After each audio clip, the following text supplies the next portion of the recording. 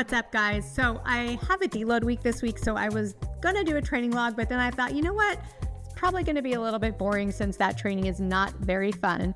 So I figured I would do a video today and talk to you about why I think you should compete in powerlifting. If it's something that you've thought about and you haven't taken the plunge yet, I'm going to give you 5 reasons why I think you should compete and maybe even give you a little controversial take here at the end. So let's get started. My number 1 reason for competing is it gives your training purpose. So if you've ever gone to the gym and you're kind of just doing whatever, it seems really repetitive and you have to drag yourself in there to get it done, you might want to consider doing a meet. What that's going to do, it's going to make your training have a purpose. You're going to have an end goal. And if you are a process-driven person, it's going to make the training more fun because you're going to have something to follow. And if you're a goal-oriented person, you're also going to get that satisfaction at the end because you're going to have met that goal. There's a deadline, there's an end to it. So competing forces you to structure your training. It's going to make you track your progress. And there's nothing like hitting a PR on the platform. Nothing compares to it. The second reason is the powerlifting community. So powerlifting might seem like a solo sport because you're the one in the garage or the commercial gym doing the training. Maybe you have limited interaction with your coach because you're not doing it in person, you're only doing it online. So it might seem like a solo endeavor at the time, but when you get to the meet, everyone is so supportive.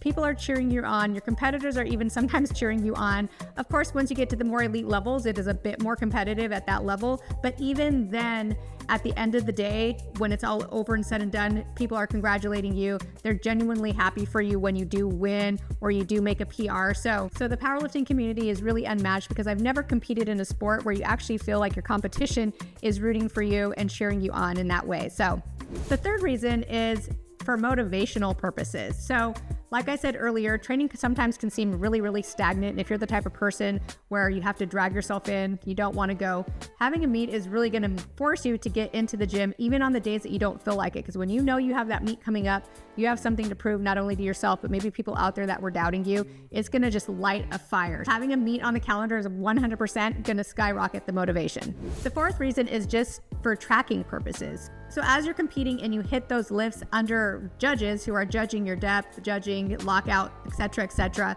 you have actual data that you can track. Are your lifts going up? Are you progressing? So competition really shows you how you're progressing and not just how you think you're improving. And the fifth reason is just for the experience. So if you've been lifting a really long time and you've never done a competition, there's just something about hitting those lifts on a platform in a competition that you cannot replicate in the gym. So even if you're doing a mock meet, there's just not that same adrenaline and that same rush doing it in that manner versus doing it on a platform on competition day.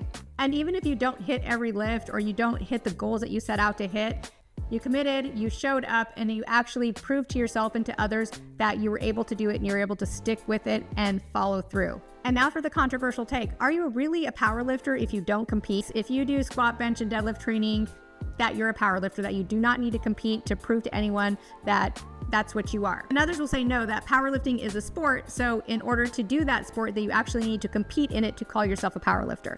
Look, here's my take. Honestly, I've been training since I was 17 years old. I did squat, bench, and deadlift even before I competed in powerlifting. I never called myself a powerlifter. I think honestly because I didn't know that those competitions existed and I competed in bodybuilding at the time. But I do think that if you're training in that way, you're already doing squat, bench, and deadlift, that why not just step on the platform, even if it's one time, and experience what it feels like to actually compete. Step on that platform and see what you're able to do on the day of. What do you guys think? Are you a powerlifter? Can you call yourself a powerlifter if you do not step on that competition platform?